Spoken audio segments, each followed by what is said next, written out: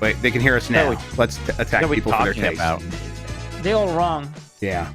That's what I'm saying. I haven't seen the Monster Hunter movie. I'll watch it, but I expect to be bored and to think it's bad. It's very boring and bad. It's boring. All right. So chitter what chat. was to say? No, the for the new title update on April. Pretty cool. We should talk about it on Thursday. Yep. Sounds good. Put it on the news. You can put it on the news for tomorrow. Yeah, this picture of Mario is so funny. Him looking around the curtain. Just a really funny image.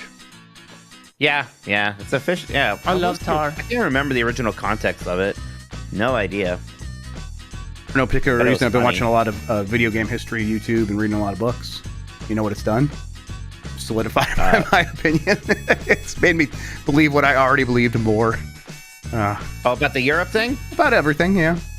Yeah, all that stuff. Look, Jeff, you were right. But, look, you were only wrong for getting into a blue sky argument. Oh, for sure. And, I was kind of nostalgic for it at first, and then it's like it just got out of hand, like they always do now. There's that one time where you were like, haha, aren't we all having fun, everybody? And people were like, no, we're very bad at this. Like, I can tell that was like, oh, shit. Yeah. I'm like, well, all right, then. I think everybody was insane, Jeff. I block people. And I personally, I think it was, look, I don't know that guy. I think it was weird for him to write a story about his blue sky beef with you. Yeah, that's a little weird thing to do, but oh well, people are weird and people are allowed to be weird. I know, there's no law against it. I complain about Costa Rican violence because that game is super racist, and a French guy was like, "You're an ignorant." I was like, "All right, French guy.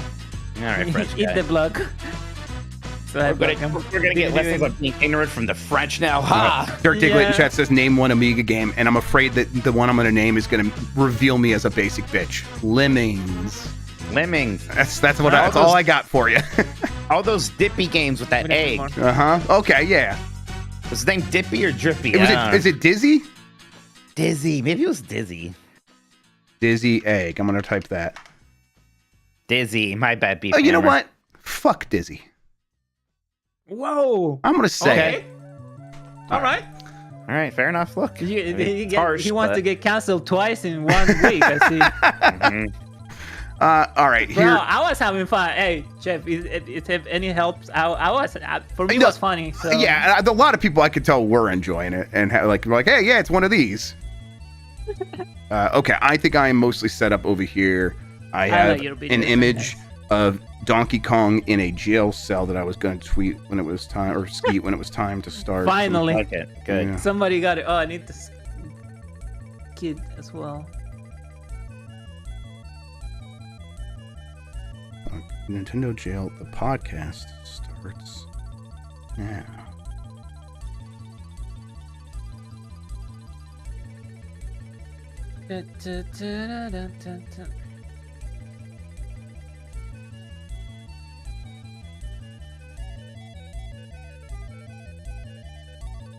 All right, that is. Yeah, I don't know why people are yelling at you. You are already in jail. You can't. It's not like you can hurt people. Yeah, I mean, I'm already being rehabilitated.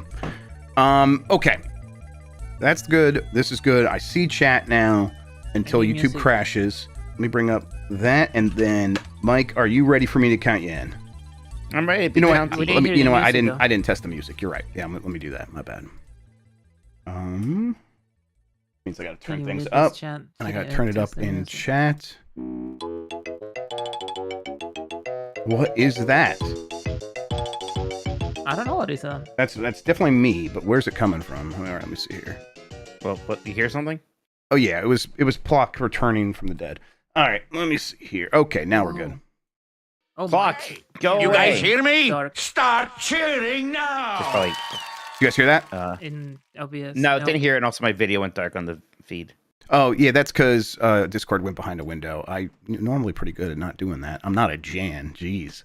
I got him. Wow. Got him. Yeah, wow. Poor Jan. Jan, this is Slender. I don't support.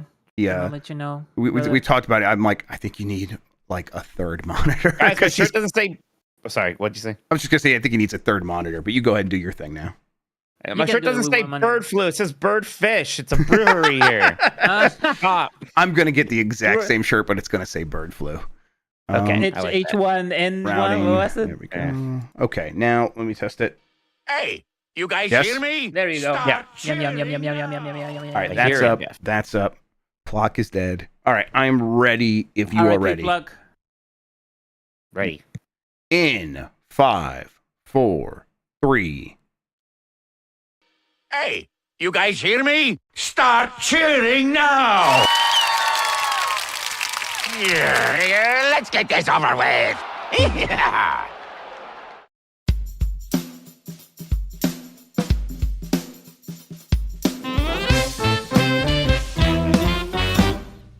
Woof woof. Hi, I'm Mike Minotti, and I am a Nintendog. Hi, I'm Jeff Grubb, and I am a Nintendog. And we are the last of the Nintendogs. Today, are we going to get a direct before the direct? What baseball team is the biggest Switch 2 fans? And the Mount Rushmore of unlocalized Nintendo games. I like that one. That's going to be fun. It'll be fun. It'll be fun. Obviously thinking about that because you're playing Mother 3 right now. That's right. And I'm jealous. Jeff Grubb, happy belated birthday. Did you have a nice Thank time you. this weekend? I did, yeah. I kind of took it easy. I was set up my robot lawnmower, which has been fun. It needs a connection to a satellite. It has a SIM card slot if I wanted to connect it to a cell phone signal, so it doesn't have to be connected to my Wi-Fi, because if it gets too far away from the house, it'll disconnect. So if I wanted to like have it mow an entire field, I can just get it on the network. It's weird, but I like it. It's fun to tinker with, which I think is the point. Is eventually you're supposed to just set it and forget it. But I'm not at that point yet. I'm still in the tinkering phase. Now, Jeff, isn't it interesting that you claim to hate capitalism and yet you own products made by corporations? Yeah, that is weird. I should probably be flogged publicly for this, I think. I agree. Throw me in the do it. stockades. I think that's the only way to solve this problem and make me love capitalism again. Yeah, that'll do. Yeah, you'll be praising the name Friedman when I'm through with you. No, I'm glad you got a nice robot for your birthday. I'm interested to see how that thing works out for you, because I mean, part of me is like, boy, eventually robots are gonna be cutting all of our lawns, right? If we already have one of these, that's just gonna be a thing in 10 years, right? Yeah, I mean, look, if you're happy with the kid coming by and cutting your grass, I don't think you need to rush out and get one of these. But in a couple of years, it's gonna be like, yeah, you probably should get one of these. I think we might be a little bit on the early adopter side still. Yeah, Guilt might see me through this one for a bit, because I like the guy who cuts my grass. He's very nice. And honestly, if we had that, like in my area, it has been hard to find someone to come cut the grass. So I was doing it every 2 weeks. It was getting way out of hand because we're right on Lake Erie, so the grass grows like insane here. And it was an entire day thing because it did grow a lot, and I kind of had a weak electric lawnmower that I liked, but it was a whole thing. So I was just very happy to get this and set it and forget it. My dad used to give me crap for not cutting my grass once every week, and I was like, no, I want to enjoy my life. Yeah, I was like, I can't, like, this can't be every weekend. It just can't be. It's too much. It's just too a much. Lot. Yep. Yeah. I know it's like not really that much time. I don't know. There's something about this. The whole process. I gotta like get myself amped up for it. Yeah. Like, all right, I guess I'm gonna fucking cut the grass. I gotta go put on the hat to keep the sun off of me. It's all right. And I gotta make sure I'm wearing the right shoes, because if I wear the shoes I like to wear, they'll get covered in grass stains, and then that's a whole thing. Yeah, it's annoying. It's a lot. It's too much, some would say. Thank you, everybody who's watching live. Thank you for all these super chats that I've already rolled in. We're going to read those live on the air. They help support the show. We read all the super chats during the show. You can also support us by going to patreon.com/GameMess. You can also follow Jeff and I on Twitch, twitch.tv/Tokoto, twitch.tv/JeffGrubb. Doing any of that, the Patreon, the Twitch stuff gives you access to special Discord channels where we do some fun extras. I'm playing through Doom Eternal right now for the Game S Game Club. We gotta do a new Columbros here soon. In fact, Jeff, maybe we'll record that Thursday if that's good with you. Yeah, I should be ready for that. I've been looking forward to watching that episode, so I'll just do that tomorrow night. Yeah. And I think a Q&A is due as well. Yes, it is. Right, and I decided against it on my birthday weekend, but I'm gonna do that this weekend. Christian's streaming now. Christian.tv/Christian CRISTIAN_RARG. I do not think subscribing to him gets you access to Discord channels, but you should do it anyway. He does. Oh, there you go. Never mind. All right, there you go. He didn't ask about that, but that's okay. Yeah, now get on the gravy train. He might as well. The coattails are long enough. Yeah. Sure, go for it. Exactly. There you go. Yeah. Awesome. All right then. Jeff, are you ready for some Nintendo news? Yeah, there's probably nothing to talk about, right? The Switch to Direct is next week, so they're probably laying low. Yeah, well, remember how you kept thinking maybe there's going to be some kind of a Switch 1 theme direct in February, and then it didn't happen, you stupid piece of garbage? Yeah, I forever shall be a stupid piece of garbage, I think. Yeah, well, everybody's kind of murmuring that we might have one this week anyways. This is crazy. This is so weird. In 6 days, we're going to have 2 Nintendo Directs? Is that what we're saying? Because that's what we're saying. Look, that's what people are saying, and multiple people are kind of saying they're sort of hearing this, including our friend Andy Robinson at VGC seems to be hinting at it or teasing it on Blue Sky. Yeah. Famaboard's user, Ninspider, kind of said something about it. So, people are talking about this. Jeff, what have you heard and or believe? I know that there were announcements that were supposed to happen in a direct style thing before the Switch 2 came, or Switch 2 got announced, or before the Switch 2 Direct, I should say. Now, at one point, that was supposed to be in February. There was something that was explicitly said, this will happen in February to a partner, and then that didn't happen for whatever reason, and I never got any more information about why it didn't happen. I like Jan's new theory that they were worried the Pope was gonna die. That's got to be it. Nintendo very respectful of the Pope.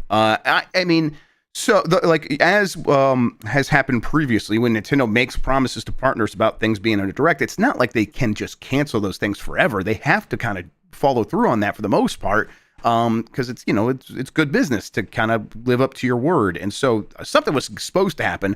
I was just like, I don't know when or how. Maybe they force this stuff in at the end of the Switch 2 Direct and some weird. And don't forget about the Switch 1 in the meantime. I thought that would be weird.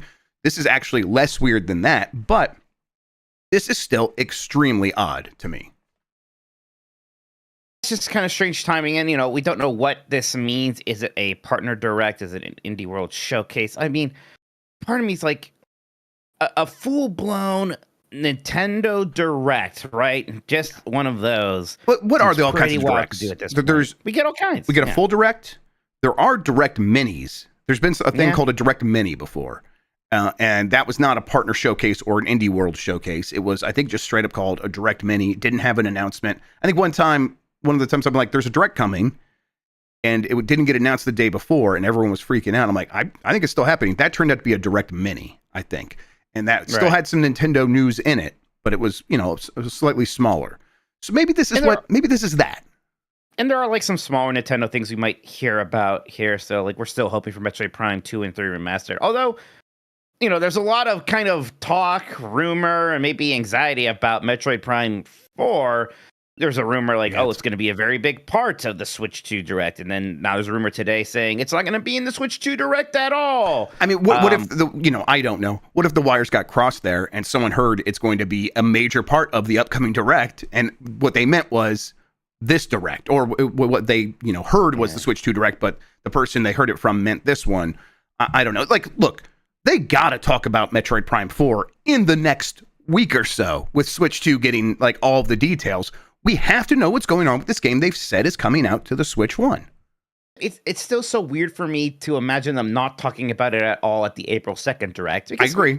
All Switch 1 games are going to be backward compatible.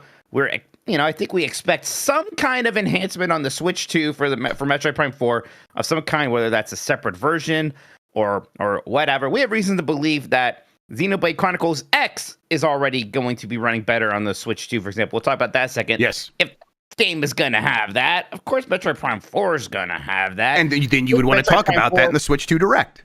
Right. If Metroid Prime 4 is in fact coming out before the Switch 2, which, maybe it is, maybe it's coming out. We think that, we're wondering, is Metroid Prime 4 coming out on Switch 1 before the Switch 2 launches, or is it a launch game? We're not even really considering it coming out after the Switch 2 launches, are we? I mean, fucking hope not. I don't like, and especially if it's like this is definitely a Switch 1 game. Like I don't want that to live in that world. I think you're right that there would still be plenty of built-in upgrades to take advantage of the Switch 2. But if you're coming out after the Switch 2 as a Metroid Prime 4, I want you to be fully a Switch 2 game. Yeah, I think we are mostly still thinking Metroid Prime 4 has got to be sometime between now and the launch of the Switch 2. And again, either way, no matter what's happening there, they got to talk about that. And then, there are a handful of other things that we've heard either rumored or, I've heard have been finished for a long time. That Fire Emblem game has been finished for like 2 years now. Is that they're just going to shove that off to the Switch 2 with like minimal upgrades? Because really, what are you going to do to that game to make it that much better on Switch 2? Probably not much. That Mario baseball game.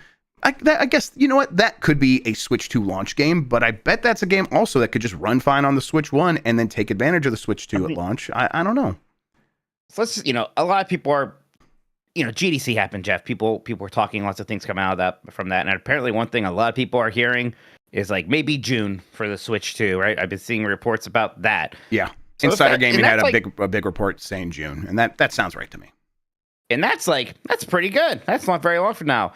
It's still, a few months. Can Nintendo really go through April and May and June not releasing a major game? The Xenoblade Chronicles X really gonna be the last thing. I don't know. Maybe there's something else I'm forgetting about that's still coming. Switch 1 that they have talked about, but it's like, yeah, maybe there should be some things. And some more things like that Fire Emblem remake, like the Metroid Primes, or even Metroid Prime 4.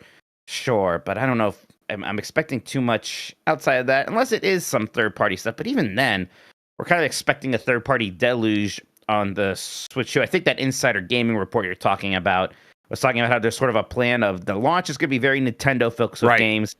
Then the middle part of the rest of the year will be the third-party stuff. Then at the end, it's like December is Nintendo again, which I see that, and I'm like, so that's Mario is what you mean in December. I fucking hope so. By the way, I'm wearing my Super Mario hoodie.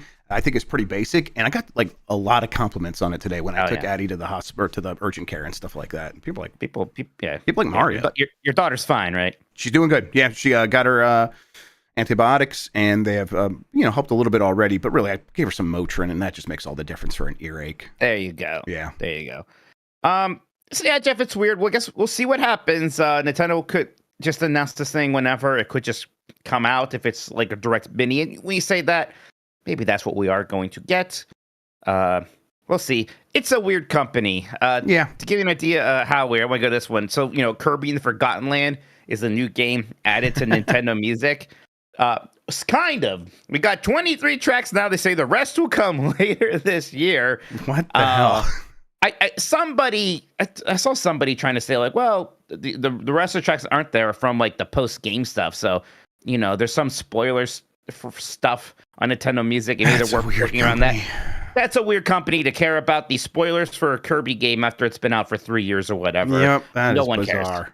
I mean, just release the music, right? God, I guess the screenshots they might choose might reveal something, but it's just going to make people better screenshots. Yeah, or like if they have the built-in like patented thing that they have where you can blur out all the screenshot like track listing pictures if they include spoilers. So they built that into the app so people who don't want to see that won't see it. It's crazy. Yeah, it's bizarre. So yeah, weird thing to, it's already been a trickle, but now to only release parts of an album on there, it's annoying. And I'm never sure what I think about Nintendo Music because it's nice. I like having Nintendo songs on my phone, but it just seems kind of silly that just not dumping music onto Spotify, right? Yeah, I mean, Nintendo has such a history of like weird internet decisions, especially when it comes to like dealing with the way money moves around and the properties that it owns. Like I'll still never really understand what they were thinking with that Nintendo partner program they had for YouTube, where you had to like register with them and like had to give them most of the money up front, and they would give you money left over that you made from YouTube. That was so bizarre. And so, yeah, the fact that they're weird with their music, the Nintendo Music app, not surprising, but God, it's hard to fully understand. You're right though. You know that it's nice to have. I'm not gonna cancel my Nintendo Switch Online subscription, so I'll just keep having this thing.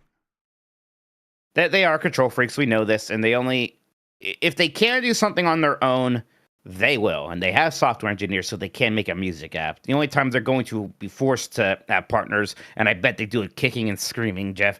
I bet they hate that they have to turn to a Universal for movies and theme parks, and they can't just do it themselves. Yeah.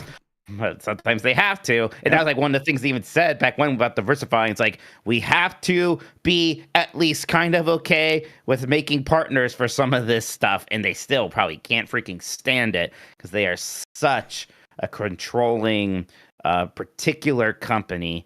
And it just always comes out in weird stuff like the Nintendo Music app. Yeah, they were truly traumatized by that Mario Brothers movie. And then... the live action one, you mean? The live action one, yes, correct. And now... all these years later, they have Sony making a Zelda game, or Zelda movie, excuse me. And it's I wonder what it took for them to be okay with that. All right, Jeff. The Xenoblade Chronicles X Definitive Edition is out, and it features a hidden 60 FPS mode. This is from Francesco De Maio at WCCF Tech. It's confirmed by known modder Massagrader.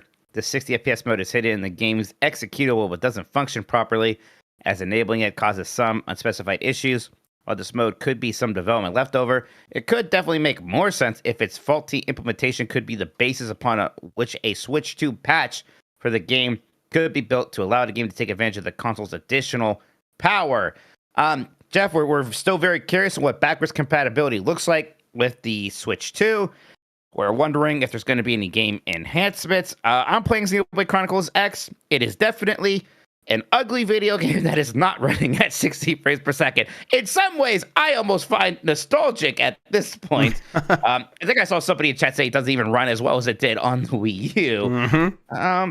But yeah, do you think that this is hinting at what we can expect from backward compatibility? You think this game's going to have a 60 FPS mode? Do you think this is maybe just some weird developer leftover tool? I mean, I think the safest thing is always to assume that we're reading too much into things and that this is just a leftover development environment that they just were like, it's more work to take it out. It'll break things if we take it out, so just leave it in there. But, God, it makes sense. What are we doing a Switch 2 for if not to be the pro version of the Switch 1? If it's just going to be a Switch 1 in most ways, and you got games coming out right before the Switch 2 is going to launch, I would hope you would just build in the features that for that game to take advantage of the new hardware. So being a little bit hopeful, a little bit optimistic, I'm going to say that I do think that this is something that will be unlocked by the Switch 2. Yeah, and it's something I do think we're going to hear about in some way on April 2nd, especially with Breath of the Wild specifically. Oh, yes, definitely. We know way back when they were showing a 60 frames per second version of that. And that'll be the poster child for that was like whatever it looks like. Yeah. Whatever if you have to buy something, if it is just backwards compatibility or whatever, that's going to be the poster child of this is how Switch 1 games can look better on Switch 2. It'll be Breath of the Wild. So I'm very curious to see that thing in. Gosh, just like a week, Jeff. It's like wild how soon that is. Mm-hmm. Jesus. Yeah, I mean, it really did fly by. And now it's like, okay, one more week. And it's like that could feel like forever in this moment. But we're going to blink and it's going to be here. And really, if we do get another direct between now and then, it's really going to fly by because we'll have a bunch of announcements to discuss on next week's show. And then the next day, after next week's show, one day later, that's when April 2nd is. And when we have plenty more to talk about. So maybe we should plan right now, Jeff, to postpone next week's we'll record on Wednesday. Nintendogs by a day. We might be doing it Wednesday night so we can actually talk about the Switch 2. Programming note, everybody. Next week's Last of the Nintendogs will be on April 2nd for no particular reason. Yeah, so there you go. All right, Jeff. The Switch 2 logo will appear on Pro Baseball Team's jersey this year from Eddie McCoo at GameSpot.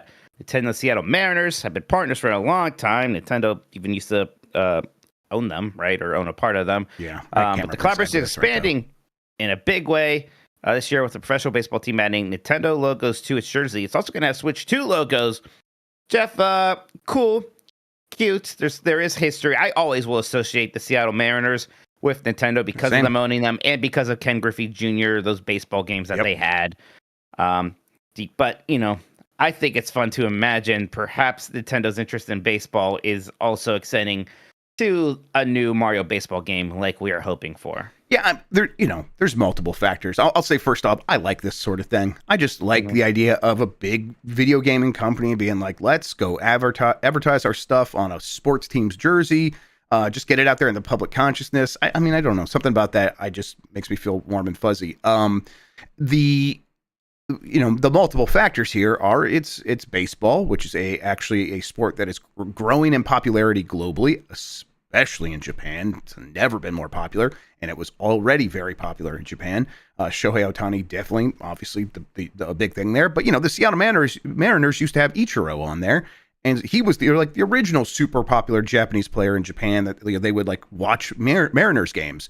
So that team still has a lot of fans in that country. So it works there. It works in the United States because it's an American team.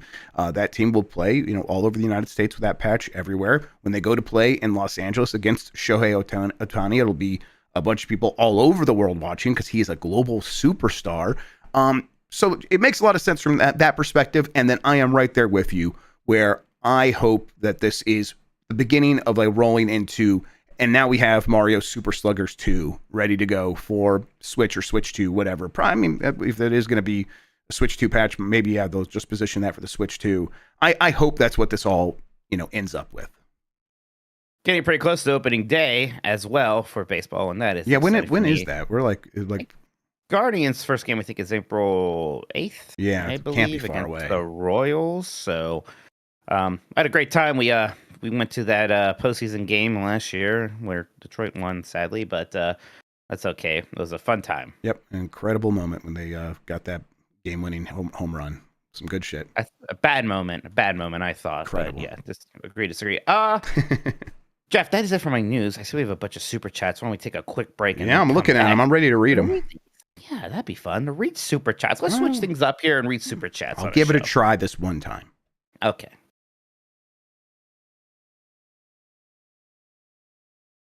All right. I am ready. Cool. Yeah, it's supposed to be starting. Maybe that's Guardians home opener, the 8th. That almost seems kind of late. Yeah, I mean, the preseason for baseball is forever, so I just never know when it's going to start. They need to. I'm I only know sometime around April 1st it starts. Cut that in half. It does not need to be that long. Yeah, I don't know. I'm looking at the schedule. It's all these preseason games being shown. So I guess they do that because of weather. Yeah. Huh? It's still freezing here. Yeah. Is this Thursday's not a spring training game? This Thursday, is that the first game? Oh my god. Really? Jeez. Really? Holy shit! Is that right? Okay. I got to buy my. Oh yeah, Kevbot.org says Jay's first home game is Thursday. So shit. Yeah. All right. Man. Jeez, Okay. see what I thought. Man, I hope the Tigers get off to a good start. All right. You had those super chats? Yeah, I'm looking at them right now. I'm ready to go. All right, perfect. Let's go. All right, we're back. Just wanted to issue a correction. That April 8th is the home opener for the Guardians. Looks like their first game is already on Thursday. Jeez. That's crazy. I'm ready for it. We're starting in March. I don't know about March baseball. I got to say. Spring training's one thing. March, official baseball game. All right, let's go. It's happening. Jeff, super chats, please. Yeah, I am staring down the barrel of several super chats here. Let's get into them with Empanada Eater. Oh, real quick, I've been watching them roll in. There's some funny super chats tonight. So everyone else, pick up your game. There's some good ones. You're setting expectations high. Yep. Let's see what Chris Pratt's got this week. Then. He's got a good one. Empanada Eater says, I'll be watching the new Looney Tunes movie while y'all are podcasting, but wanted to send some cash as thanks for your Disney World trip or tips. Went to Hollywood Studios last weekend and loved it. Weenus. Yeah. Nice. I'm glad you enjoyed it. I love that. I think I said this before, Jeff, but whenever people ask me about video games, right? I'm I don't know, get whatever you want. I don't care. It doesn't matter. Leave me alone. For some reason, I'm not, even though that's sort of my job, on a one-way basis, it's so hard to be I don't. This is what you should play, person I don't know. And but people are what should I do at Disney World? I'm sit down.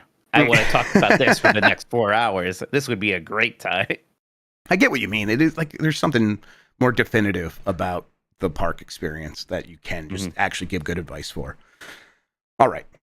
Simon from Saskatchewan has a trio here. Let's go with the first one. Hey, Mike, your epidermis is showing. this is a joke. I've heard this before. Epidermis. I think epidermis is just skin, right? Is it not? That's why it's funny. That's why it's a funny joke. Because it's supposed to be showing. What's an epidural then? Isn't an epidural like when you stab a thing in your spine to make you not feel? Under the skin? Is it? Yeah, probably because the it's back? going through the skin. Yeah, Okay. yeah. That's where like births and stuff, right? Yeah. Yes, absolutely. Basically, like makes you not feel anything below the hips. From The Simpsons, right? I knew I heard it. Simon from Saskatchewan back for the second one here because of your content. I'm watching Dragon Ball Z. About 30 years since I last watched it. Wife hates it because I keep mentioning power levels. Fave character? I'm a Krillin guy. I like Krillin. Ah, damn it, I like Krillin. Krillin's a very good character that we can all... Hey, listen, there's enough of Krillin to go around. Yeah, Dragon Ball was better when Krillin is more relevant. And like, yes. I like the Frieza Saga's good because he's like clearly out of his league already, but Goku's hurt. And Vegeta is still an asshole, so like Krillin's kind of has to do a lot of stuff with what he's got. And they're like, hey, he sucks, but he can still have that Destructo disc, and like if he hits you with that, it can get you. So yeah, Krillin was always fun. Yep, you should watch Super. I'll watch some of those sagas. If you like Krillin, you should watch Super. Okay, yeah, I will. All right, and then the end of the triple here, Simon from Saskatchewan. Who are the Dragon Ball characters you think you're like? Jeff's definitely Yamcha. I'll take it. So is Mike Puar? That little cat.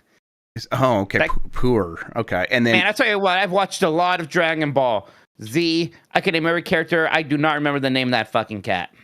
Maybe that's it. And then he also says he's got Gregory energy too. Who would Christian and Sean be? Who's Gregory? I don't remember. Can I be the monkey? Gregory is the that bug Goku has to chase around in Kami-sama's world. Oh, so you want to be Bubbles and you want to be the monkey Bubbles. Yeah, he's Bubbles. Yeah, I want to be the monkey. Can I be King Kai? I'm kind of King Kai energy. That's a good one for you. You do have, I don't know. The way you said just now, Jeff sounded a lot like King Kai. Maybe you're King Kai. He just literally said in a King Kai voice. Just comes out sometimes. Mike, you have that nervousness, that like kind of anxiety. Yes, that's true. Sean is what's the cat's name? Sean's that cat. The cat man, the cat who farms the senzu beans with Yajirobe. Oh shit! What's his name? Fuck. He like trained Goku one time. Korin. He's supposed to be in the show forever. Yeah. Yeah, that's right. The whole Launch thing is still weird because like Launch is kind of a fun character, and she's not in the show anymore. And all these boring characters who like were in Dragon Ball for 3 episodes get to still show up every once in a while, like Korin and Mr. Popo for some reason. She shows up at the end of C. She's giving energy to the Genkidama. Yeah, and that's nice. I bet that was even in the manga. I bet they just added it for the show and whatnot. Yeah, I love her. She's so cool. Yeah, Launch is a fun character. That's what I really want to do. I want to watch all of Dragon Ball. I think whenever I see clips from Dragon Ball, I'm like, I like the way that this show looks better, and I think there's a fun energy to it. So I'll watch Dragon Ball. Dragon Ball is fantastic. All right, I got to kind of get the diaphragm activated for this one. This is from Big Fresh 37. Don't forget the big news. Alarmo update lets you play sleepy sounds for 60 minutes. Let's fucking go! There was like I 50 love my Alarmo, there. Jeff. I do too. Alarmo's great. Alarmo. I was shocked. We ran a poll during the Bombcast as people who's using Alarmo. Very few people are using Alarmo. It's $100. It's $100. Like, I mean, I don't want. Listen, I paid it instantly without thinking, Mike. I'm on a Nintendo podcast. I bought one so fast and so long ago, Jeff. I forgot it cost $100. That's what this whole thing is about. Like, Nintendo charges $80 for cardboard and $100 for an alarm clock. I'm like, yes, but this alarm clock has Mario and Pikmin. It's good. And like, boy, when Metroid Prime 4 comes out, whenever it comes out, whatever system it's on, there better be some kind of Metroid alarm. I want that very bad. We already have 3 Mario ones, and I get it. And look, I like them, but you got to give me some Metroid. Yep, mix that in a little bit. They should like definitely start syncing those up with new video game releases for sure. I mean, because they did the Mario one on Mario Day, right? So there's something to that. Yeah.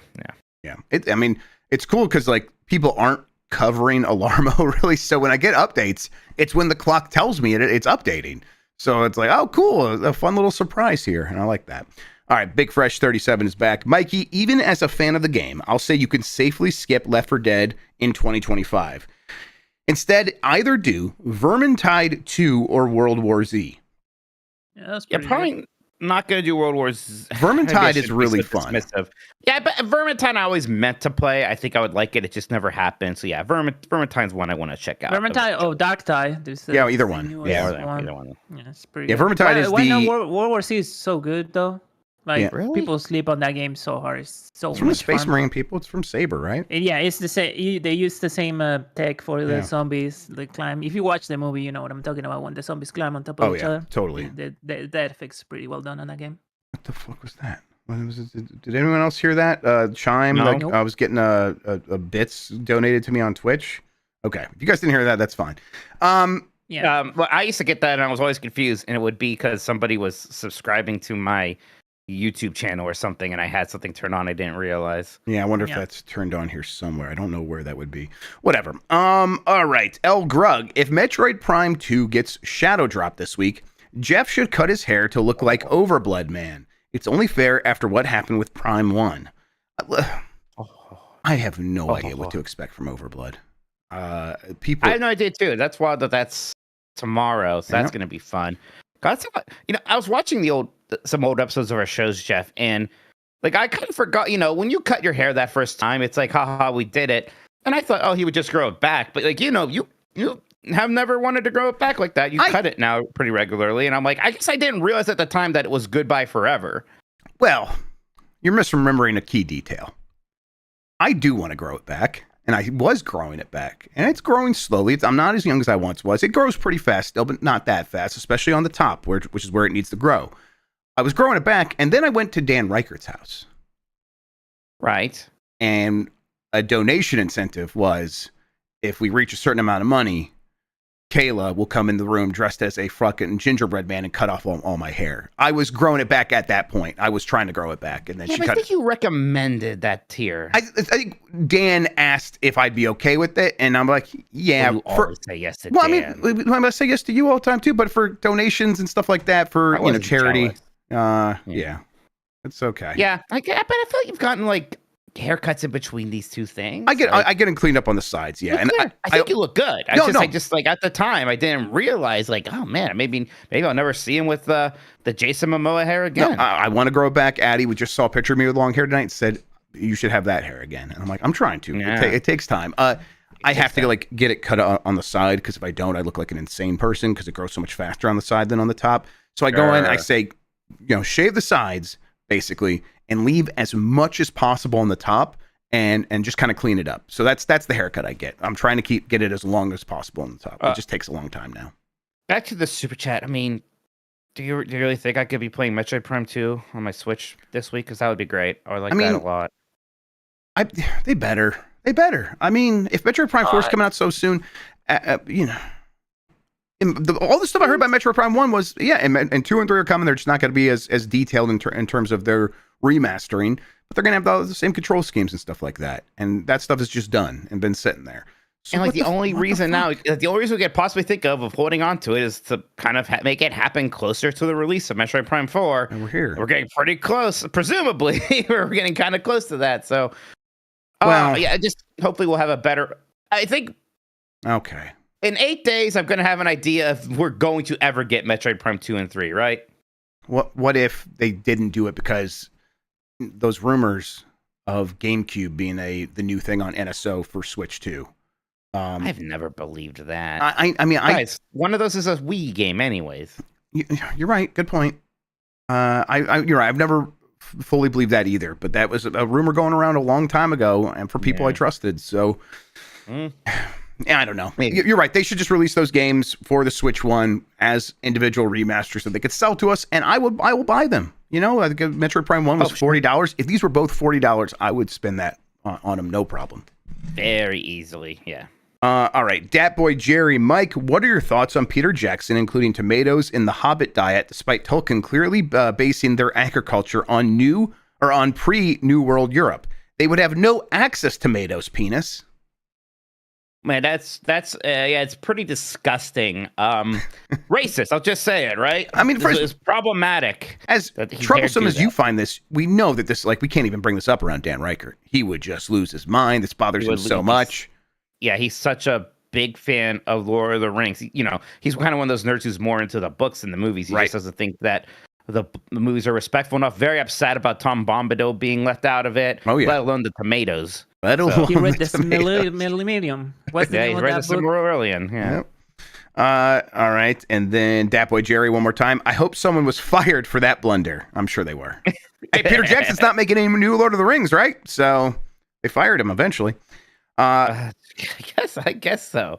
What does he do now? He made he made those documentaries for a little bit. He made a couple of those. I thought people liked, and now I heard actually it's AI drivel, so I can't tell where we stand on his World War I documentary and the Beatles thing anymore. The Beatles, if he used AI for the Beatles, it was maybe to like make it look like the clips that they had synced up to the audio that they had, because they had a lot of audio. Beatles but the World War I one, right? Because that's the we're coloring and we're using AI to make World War I image video look more modern, right? Sure. So I don't know. I didn't see it. I think I don't give a shit about that. Lex Luddy says, I think my retro tink is also broken. I'm still depressed and the void in my soul hasn't disappeared. Oh, okay. You got yours, and you're still depressed and the void in your soul hasn't disappeared. Thanks for the good vibes. I appreciate y'all. Well, thank you, Lex Luddy. Yeah, listen, if buying a piece of retro gaming equipment doesn't fix you, the problem is with you, not with the equipment, all right? Just keep buying more until you feel satisfied and okay with life again. That's been my strategy, and it's worked great. Nothing to add on that one. Sorry, I didn't mean to give you awkward silence there. Yeah. I have a retro tink. I like it. My holes are filled. All right. Thank you for that. Well, I mean, we all were wondering, so now we got our answer to that question. Fantastic. Postman Dad says, every Arby's near me closed, so I guess you can have this. Do we get this Fire Emblem game at this direct, or what's even happening there? Weenus. Postman Dan, thank you so much for the money to go to Arby's. I appreciate that. Fire Emblem should have showed up at. You still worried about your whole comment? Is here like you look at it, kind of the chat responding to it right now? I'm not worried. I'm glad that they enjoyed it. No, I'm just I am wondering about Fire Emblem because again, it's like, you know, this game that hasn't even been announced yet that we heard about forever. Are we somehow playing that in a month? Maybe. It's just weird to think about. It's I mean, that feels like, I don't know. I feel like Metroid Prime 2, you shadow drop, maybe even 2 and 3. And then Fire Emblem's coming out before Switch 2. Put that in May, I guess. It's got to come out in May, right? Something's got to happen in May. And then baseball does launch with the Switch 2. Maybe. I don't know. I'm trying to fantasy book, and I have no idea. All right. Kitty Cat Man 93 says, Milton Friedman was a real son of a you-know-what, PP. Yeah, that guy sucks. I think the worst part, I just wish he was still alive today to see how wrong he was about everything. That would be great, but he wouldn't admit it. Think he'd admit it?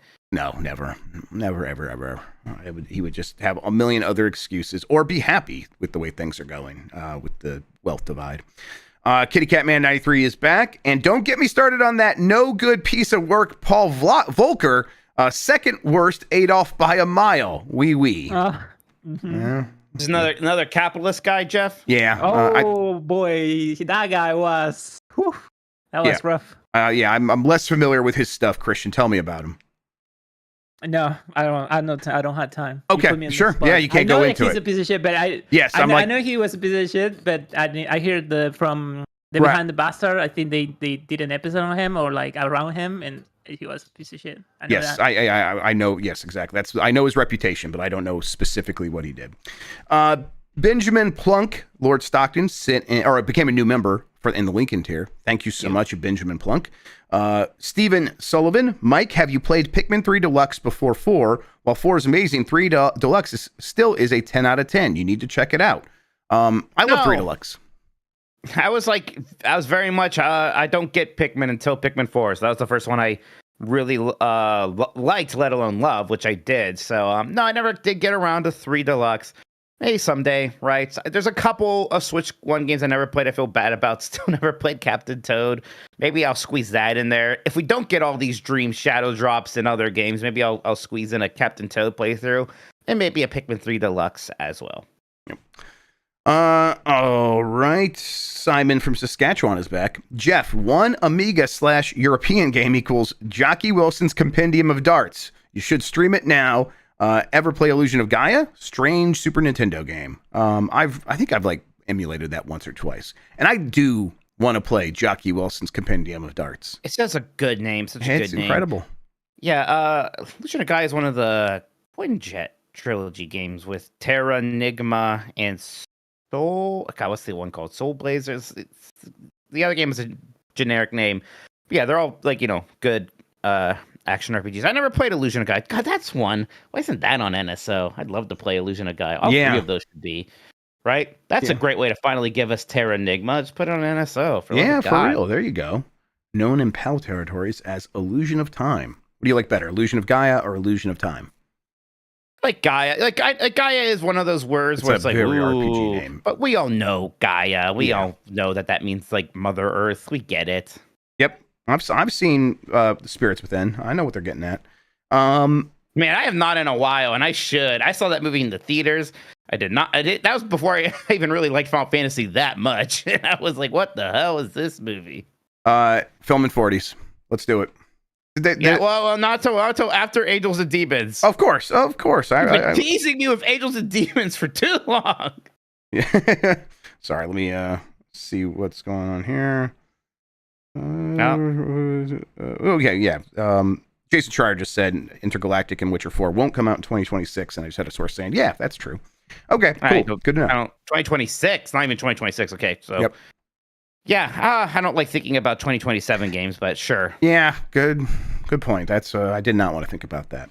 All right, let's see, where did I leave off? I think it was here with Jacob Bench. Yes, there we are. Jacob Bench says, it's wild that I've been listening and engaged in the Discord for 4 years now. Keep up the great work. Wow, that's awesome. Hey, Bench, I've been seeing you around for a long time now. I'm glad you've been a part of the community, and that goes for everyone.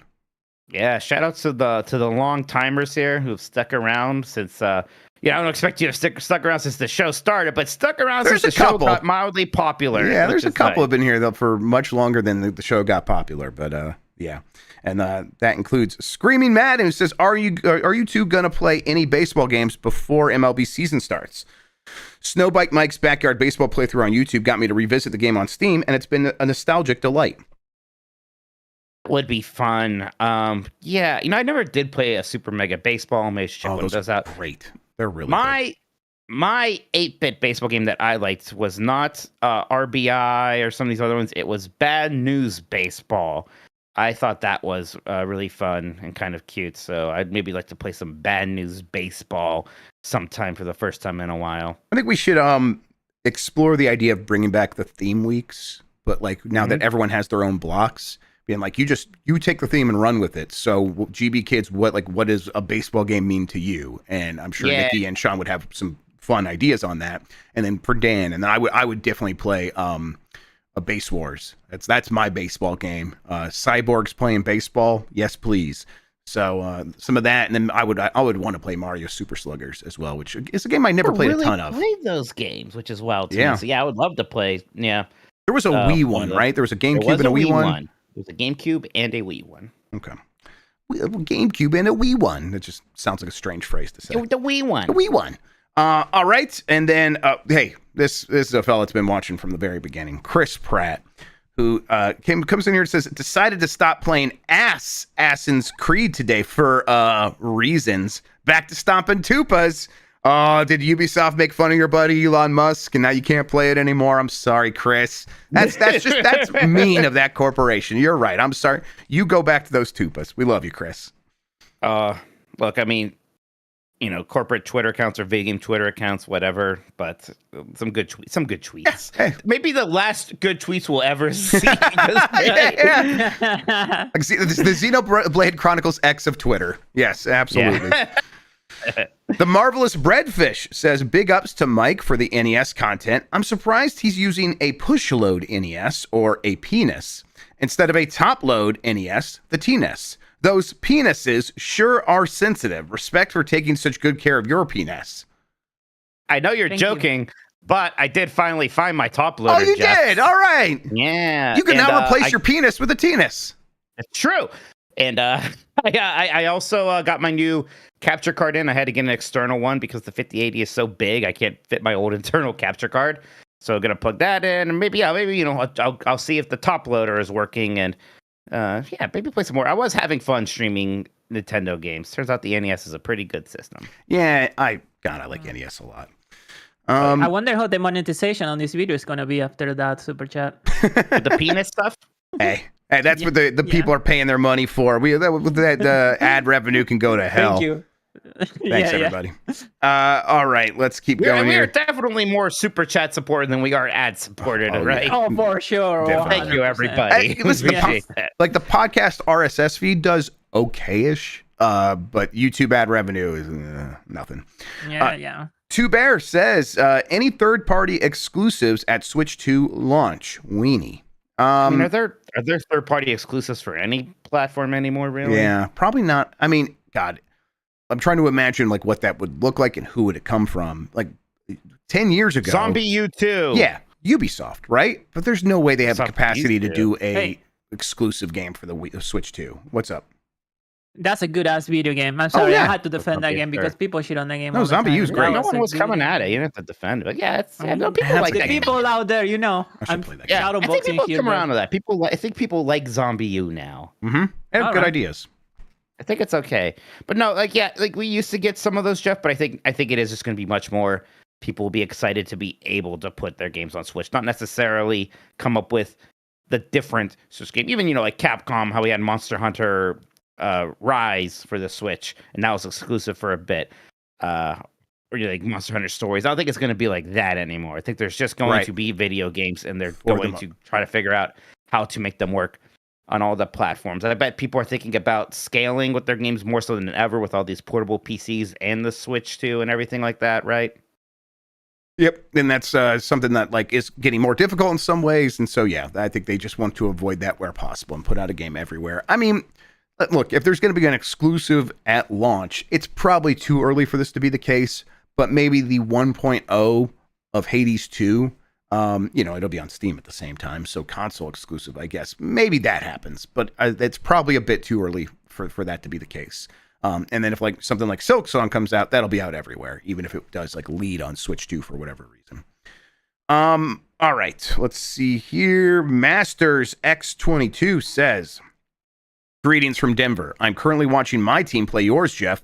And while I love you and Mike, we are enemies for the next couple of hours. So hopefully this makes up for it. Now, I appreciate it when my enemies give me money. Yeah, I don't know if I can even watch this game, Masters. It's gotten rough for the Red Wings. They were ever since they were in the second wild card position or the first wild card position. It's just been bad ever since. Pokey Egg says, I keep forgetting DST means you don't start on my lunch break anymore. Fake time change nonsense. It's the same amount of sun. Happiness minus hap. Oh, penis. I see. Daylight savings time it's rough. It's weird. It feels like it starts earlier every year. I think it might. I think we can keep moving it up. I don't know. For me, I was always like, hey, something changed, and that kind of helps me put a stake in the year. Like, okay, time is progressing. The time has changed. Now I feel like we're progressing for whatever reason. These days, though, I'm like, it is too much, especially when I gotta spring ahead and got to get up even earlier to get the kids ready for school when it's still dark. I never noticed it too much except for maybe that one night where I lose sleep. But I do think it's unnecessary. I don't have a strong hatred of it or anything. But I would not blink if they got rid of it. They did a tech pod, Will Smith and Brad Shoemaker, about this topic a couple years ago, and they did a good job of going over the research says what's probably best is getting rid of daylight savings time completely. Not even there's a lot of people who want permanent daylight savings time because they like having the sun out longer into the evening in the summer, which is the primary benefit of daylight savings time. But apparently for health reasons and a bunch of it causes car crashes when people change the time and people forget to take their medicine at the right time because the clocks have changed. It's probably best if you just get rid of it completely, and that would be the most sun on both sides of the day and night thing. So we'll probably never do it if it's actually what's best for us. All right, quite a few more super chats coming up. Thank you, everybody. Yeah, absolutely. James MD14 says, How's the new power block going? Is it a lot more work for you guys than it was before? Loving the new format myself. Also, shout out to the crew for that Tam/Lucy travel vlog and Sean for the edits. Thanks for all you do. Sean. Yeah, I haven't had a chance to watch that yet. I'm excited to. I watched it premiere. It was a lot of fun. Yeah. It's a lot of fun, yes. Really good video. Really good editing. I'm sure Sean crushed it. He's been working a lot on that. Power block is going well. It is one of those things where we tried to figure out, like, okay, let's piece this together beforehand. And we got to a point where it's like, we just need to start it so we can see where the pain points are. And the pain points have been pretty obvious. And it's like, boy, sure seems like Jan's working a lot. And Jan's like, yeah, I am. And the help that he received, a lot of those people were busy at like GDC or traveling. So it was a rough first couple of weeks. And so things are like falling through the cracks on that side of things because Jan's kind of doing everything behind the scenes for himself right now. And he's like slowly finding out ways to delegate that stuff. But it's been a slow process because he didn't really have the help he was supposed to have. For me, it's been like less work, really, because now I'm like just streaming my camera to someone in a studio somewhere who's doing all the live switching for me. I kind of feel like I don't know, free. It's weird. So I don't know.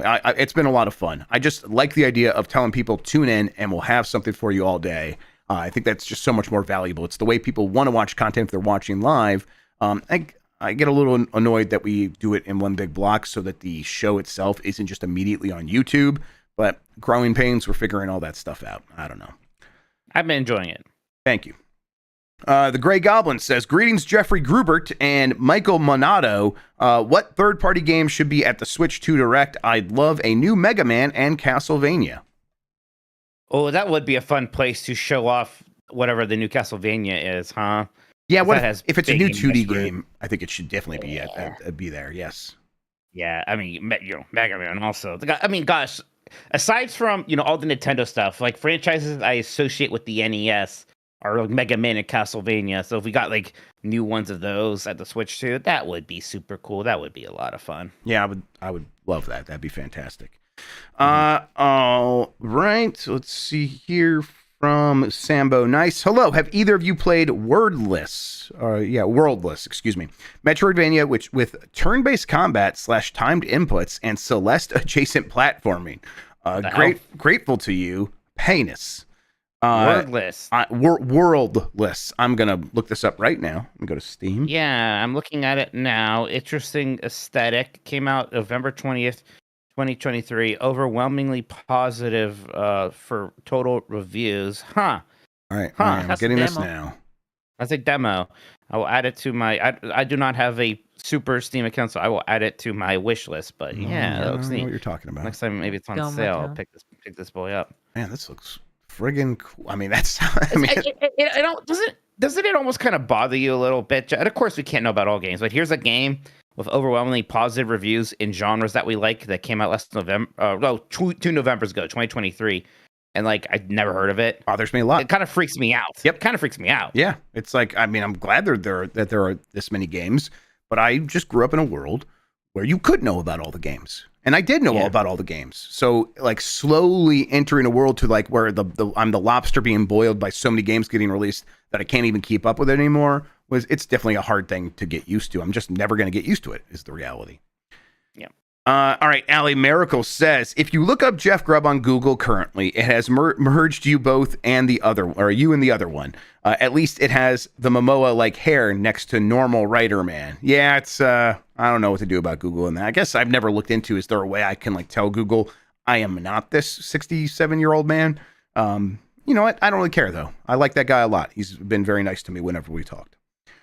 Willow Davis says, Hentai Golf 2, all holes filled. Ooh, I hope that stars Mike Minotti. There you go. I saw a clip. I was listening to not the newest Fire Escape, but one before that, where Mary was begging Dan to play a game that looks like it's kind of a weeby Japanese game with an anime lady, but then it gets subversive, and she was begging him to just try it for more than 2 minutes. And then I saw the clip of Dan playing the game, and the first time the anime lady made an anime lady noise, he immediately turned it off. Yep, he's very sensitive to that stuff. He's very sensitive about it. What game is this? So I can block it. Mike couldn't remember. He was too busy looking at the anime lady. I understand. I'll try to find somebody in chat might know what I'm talking about. Miss Miss Side. Is that it? Yeah. Yeah. She mentioned her underwear at one point, and that upset Dan greatly. Dan cannot be thought to be a pervert. No, definitely not. Dr. Ryan says, wishing you all a great day. Corpus spongiosum? Is that a way of saying, is that the medical name for penis? I'm guessing. Probably. We'll read the next super chat. Dr. Ryan, it's the part of your wiener that gets hard, Mike. So if it gets hard. All my penis gets hard. Jason Fulton says, come in late. I wanted to send you money and ask a question. Do you think we get any Zelda news whatsoever in the next 8 days? Yeah, full blowout. No, I'm joking. I'm joking. I mean, Wind Waker eventually, man. Well, I mean, look, we're definitely going to get news about Breath of the Wild in 60 frames per second. So, we will definitely get some kind of Zelda news. All right. Let's see. Brogan95 says, went to a retro arcade and put some high scores on their Gallica machine Saturday. What arcade game would you feel confident putting a high score on? When we were at 16-bit, was it Pac-Man that we were playing that I kind of just sat down and did like a really solid Pac-Man score right away? Yeah, I feel you played a lot of like Championship Edition and stuff like that. Championship Edition DX, yes. Yeah.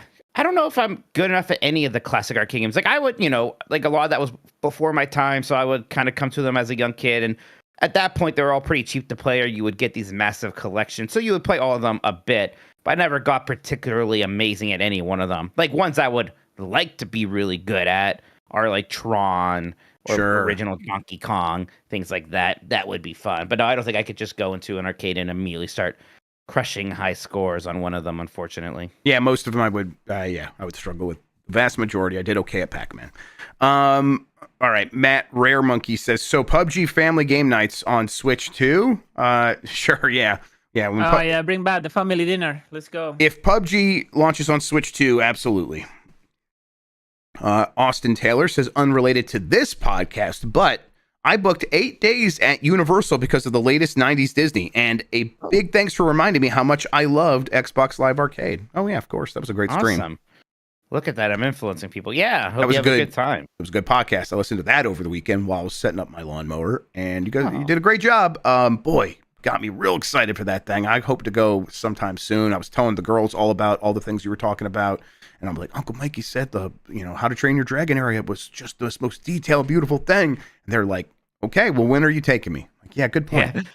I bet I bet specifically your family is going to love that How to Train Your Dragon area. Like, it's not getting talked about as much as the Nintendo stuff or, even that Dark Universe stuff, but it's kind of the sleeper hit for me. That area was incredible. Yep. All right, and then I think this is the last super chat, at least for now. Epic Open World says, you make it out of Nintendo jail for Switch 2? ? I mean, listen, I don't know. We always ask, but maybe we'll. It's the best chance we've ever had, I think.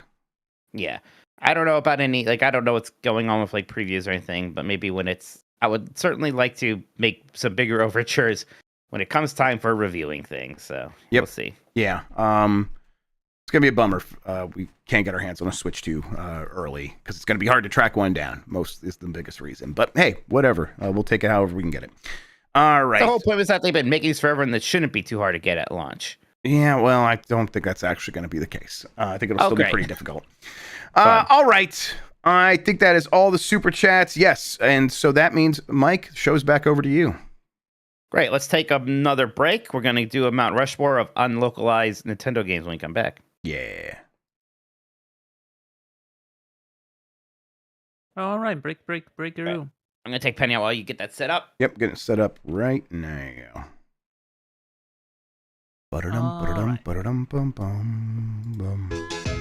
No block.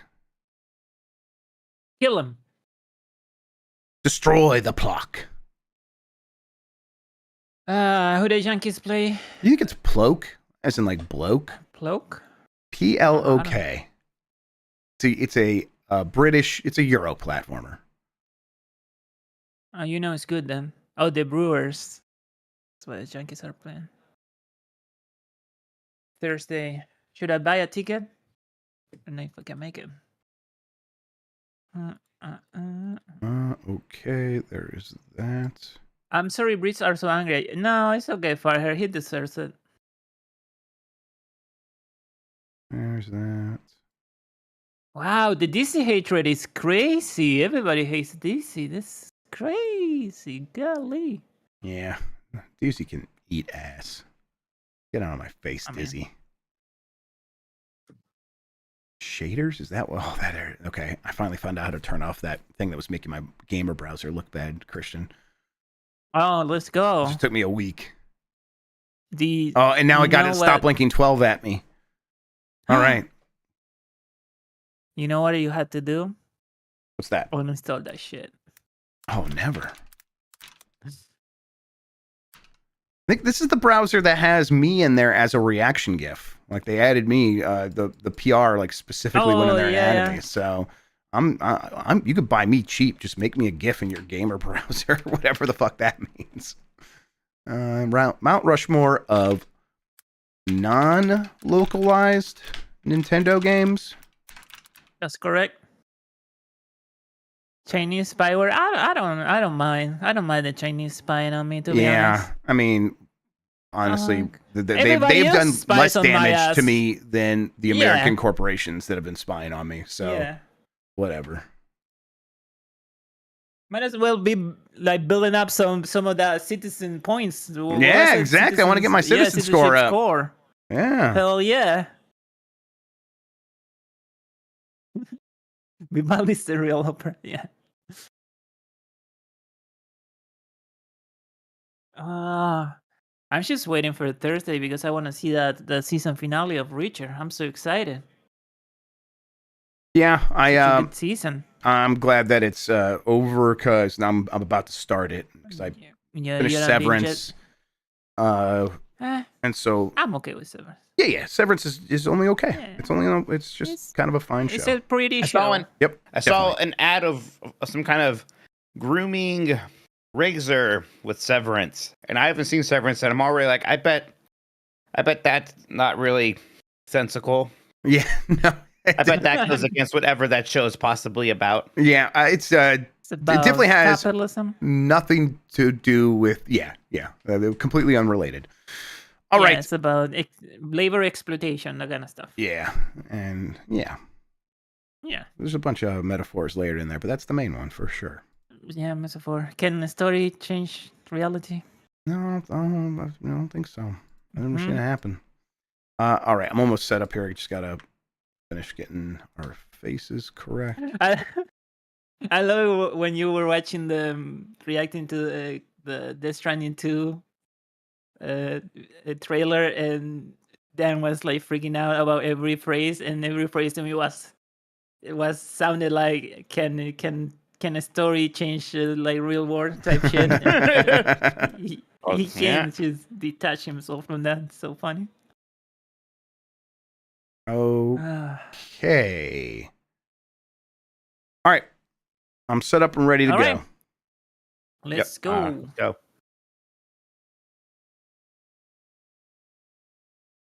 And we're back. Jeff, we're going to do the Mount Rushmore of unlocalized Nintendo games. To be clear, we mean unlocalized for the US, so sadly Star Tropics does not count. Yes. And there are some that I could think of that got localized for Europe, but did not come to the United States. I might bring those up, although I don't know if any of them will actually make the final list. We'll see. Jeff, I mean, this definitely came up because you're playing Mother 3, and I think Mother 3 is probably the biggest one. That one is still surprising to me. I mean, I know Earthbound wasn't some giant moneymaker, but probably did okay enough that there's enough cachet there that you think Mother 3 could have just come out here at that time as Earthbound 2. You think at some point between then and now they would have finally just localized this game? There's a very popular fan translation of it. Everybody who plays this game tells me that it's amazing. Gosh, it's wild to me that, we'll talk about some DS games here soon, but yeah, in the NES days and Super Nintendo days, there's quite a lot of games we wouldn't get. It's wild that even in the GBA era, this would still happen.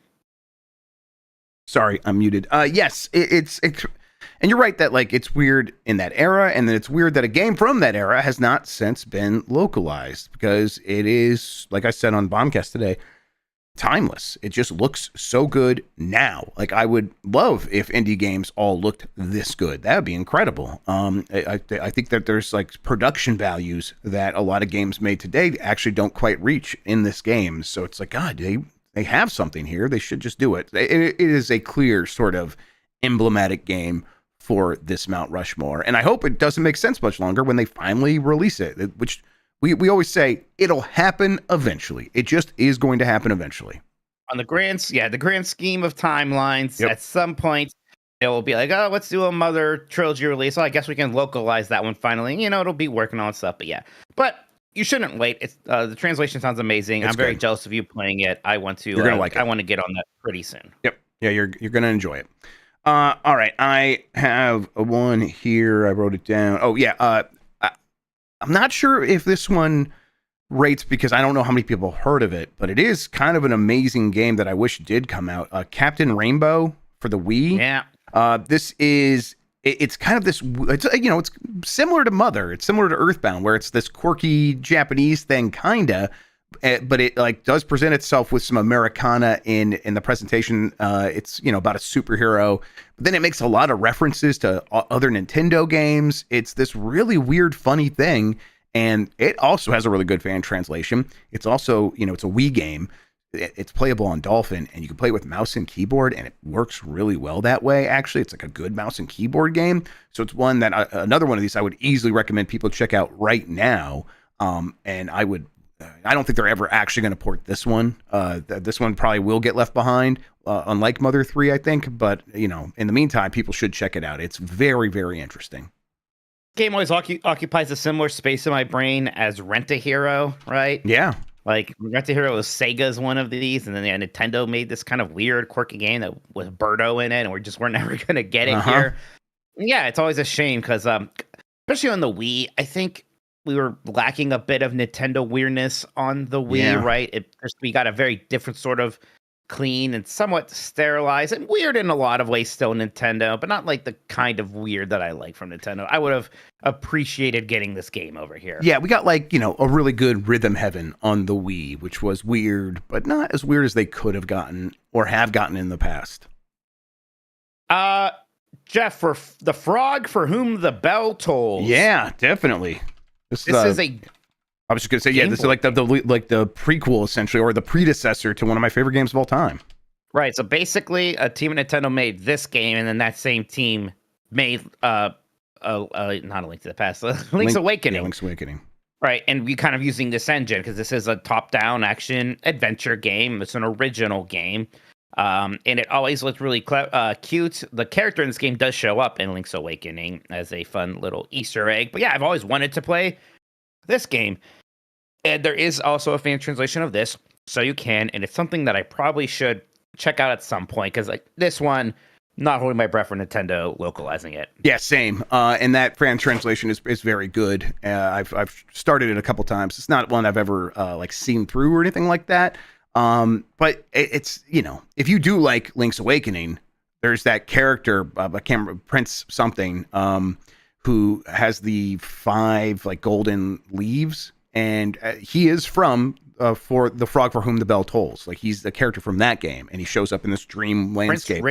Prince Richard, is that it? Yeah. So there's a connection there, and I'm like, oh well, I kind of love that game. I kind of want to see the origin of this, and it looks a lot like Link's Awakening. It's a good looking game, and and if you have like one of these handheld devices, like getting that translated ROM is very easy.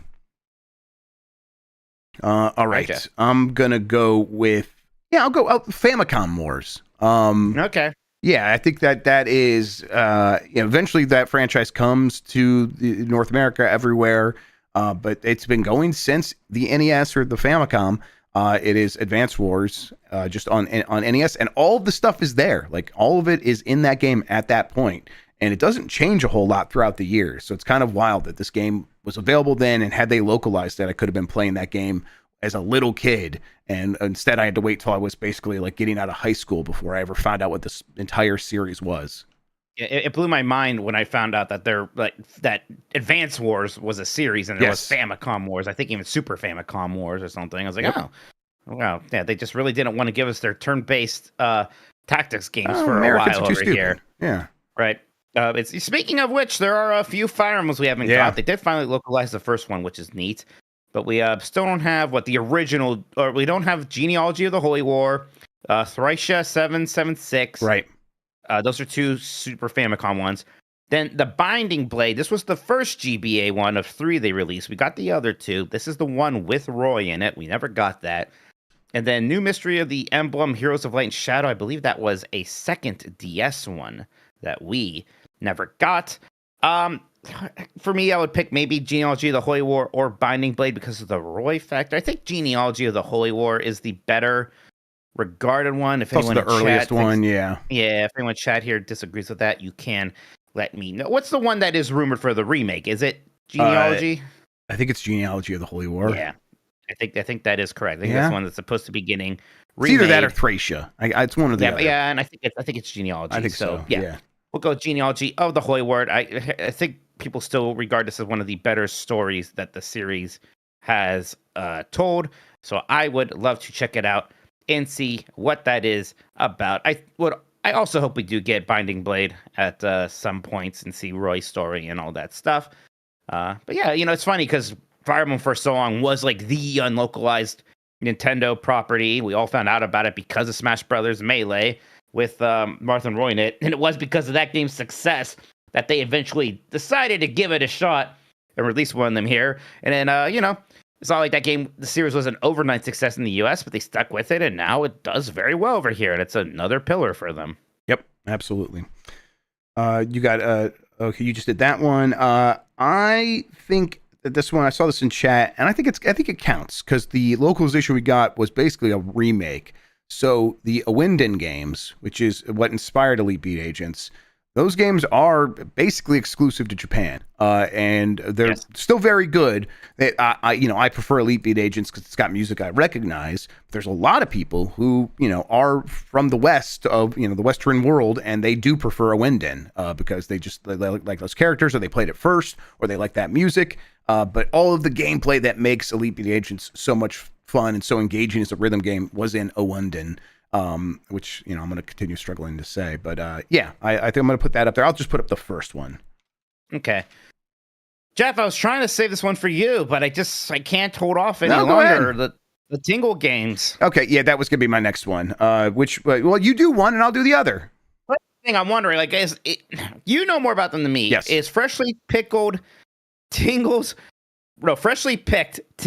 Rosy Rupee Land or ripened Tingle's Balloon Trip of Love the better regarded one of these 2 DS Tingle games? I don't know what's better regarded. I know what the truth is, and that is what Tingle's Rosy Rupee Land is a bizarre and awesome game. It is that's the one where it's like it is a capitalism simulator where everyone is selling something.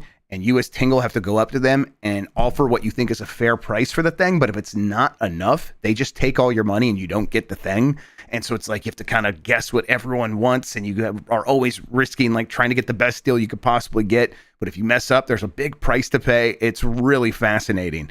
And then, Balloon Trip of Love is a dating sim adventure game that's very weird and funny as well, but neither of them came to the United States. So I think the Rosy Rupee Land did get a UK release, so English, yes, in English, yes. And yeah, this is the DS. I'm just so late to be like, we're not releasing this one in America. Yep. I'm so glad that we don't live in that world anymore, Jeff, where that pretty much ever happens, at least for big games from these big companies, relatively big games for the big companies. Right. That annoyed me back then. Like, no, I want to play the weird Tingle game. Come on. Yep, and it's definitely another one that's worth tracking down. It's my bullshit. I like thinking about economic stuff, and I like games that replicate and kind of try to model those things. And it's weird that one of those is a Tingle game, but it's still worth checking out regardless. Definitely be a fun one to stream and things like that if anyone's ever in the mood to stream something fun and weird. All right. I don't have much else. I was looking things up, and I don't know if this counts because eventually it came out on the DS. Legend of Starfy, was the Game Boy Advance one the one that came out on DS? No, the only one we ever got was the DS one. And that's a separate one from the Game Boy Advance game. There's a bunch of Game Boy Advance ones, and they put all of them on NSO in unlocalized format. So there's a bunch of Starfy games that never got localized here. I'll go with the legendary Starfy then. There you go. Yeah, like those games always look. I never even played that DS one that we got, and I think they're cute. They're kind of Kirby adjacent, or maybe I'm just making up my mind because they look so similar, right? Mm-hmm. Something Kirby-esque about that. No, definitely. They're in the same sort of. They're from the same family tree for sure. Mm-hmm. Are you ready for another one? I am ready for the next one, please. Doshin the Giant. Oh, that's a good one. Which somehow came out of Japan and even Europe on the GameCube, that's surprising. We did not. I feel like Doshin Giant was originally going to be a 64 DD thing. In Japan, it was a 64 DD game. Yes. It actually released as 64 DD. They even came out as a 64 DD. Okay, and then there was a GameCube version. I want to take. I'm sure there's a fan translation of that. I've always wanted to take that and make Dan play it and call it Danshin the Giant on Giant Bomb. I feel like it's probably got to be similar to that PS1 Caveman game that he likes in some ways. Yeah, right? Totally. Yes, I think that, or vaguely like Seaman or something. Yeah, I think it's going to be from that era of weird games. And a couple more here that I want to throw out. So you think this one actually is kind of big to me. Mario and Wario. Oh yeah. This is the Super Nintendo game that uses the mouse. It's made by Game Freak. And it's kind of a Lemmings-like, right? Where like the Mario character is covered with a bucket, so they're just moving, and you gotta make the path for them. So it always sounded like a weird game. I remember seeing a trophy in or whatever they were called in Smash Bros. Melee of the bucket. And I was like, what the hell is Mario and Wario? Yeah, it was. It always seems like a shame we didn't get this game. I would have liked to have gotten more mouse games. I liked Mario Paint a lot. Been nice to get more of them. Yeah, that would have been cool to get more of those. I hope that with the mouse functionality in Switch 2, we get all of that stuff on like NSO. So Mario Paint, obviously, like the original Mario Paint for Super Nintendo.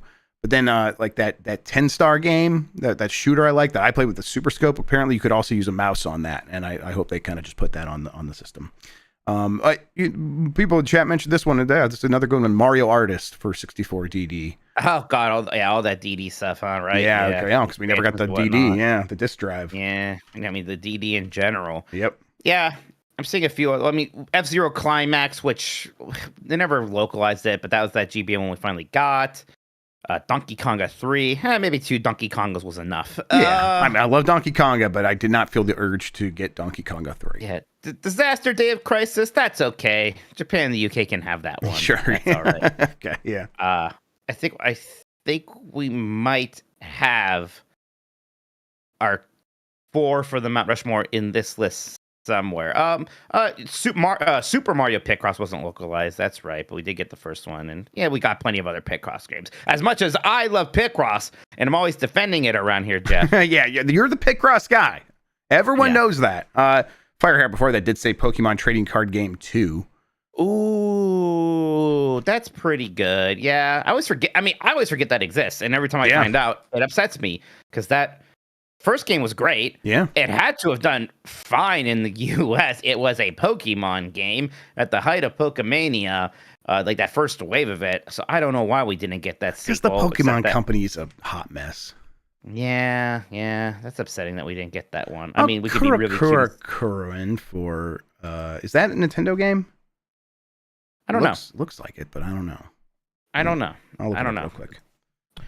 But there's that GameCube one too. But yeah, that's the one I'm thinking of. Only PAL in Japan, Kurokurin, and it was published by Nintendo, huh? All right, sure. Okay. Oh, Aiding made it. Jeez. Yeah. That's cool. They made Pikmin 4. It doesn't disqualify game, but like when it's, I don't know, something about that game is like it's easier to play that game because I agree. A PAL GBA game than even a DS PAL game in some ways, right? Like Tingle. Yeah, I don't even I just don't even need a translation for Kurokurin at all. No, I mean they put it on NSO, and like honestly, like them putting that game on NSO, just the PAL version, it's kind of like, oh no, they localized it almost, right? Like exactly. We got it now. Totally. All right, Jeff. That's more games than I thought we were going to get out of this, to be honest. Yeah. What do you think is a lock? Well, I mean, Mother 3's a lock. That's probably the George Washington at this point, right? Yeah, and then I think the other three can be a selection at any of these. I got the one that does stand out to me now is Doshin the Giant. That's one I always wanted to play.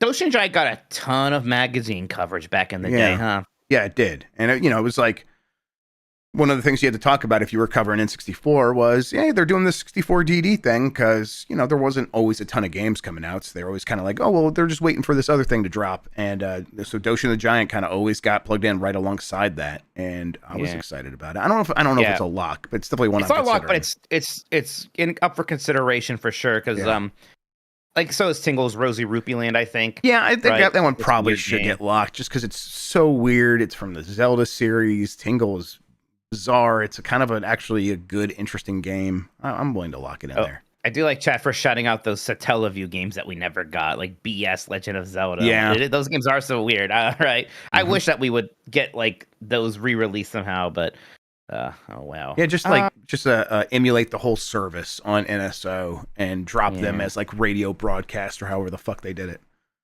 I think it was Gaming did a whole video about it recently, and it was just like the whole hub of that. With like the evolving storyline in the town, that was basically the UI. Like the whole Satellaview was more interesting than I realized. I'm gonna watch that. I haven't seen that. I think Captain Rainbow is super interesting. That's another one we just heard about all the time. And it's one that like seems like we're never gonna get localized from Nintendo, so I'm always curious about it. Yeah, and the one I think most people would be like kind of shocked at what that game is and how cool it is. Mm-hmm. I think I'm gonna bold it, and if we have the 3 bolded right now, Mother 3, Captain Rainbow, Tingle's Rosy Rupee Land, that leaves one spot, but nothing is like firmly locked. Everything's just kind of except for Mother 3. Mother 3 is a firm lock. Yeah, because like Fire Emblem Genealogy of the Holy War, and like Fire Emblem is such a poster child for unlocalized games, even though they're slowly making good on that. It's still wild how many of these, especially that 16-bit era when Nintendo was so on top and RPGs, JRPGs, or turn-based games were very popular on the Super Nintendo. That Nintendo had a whole series of them. They just didn't release them over here.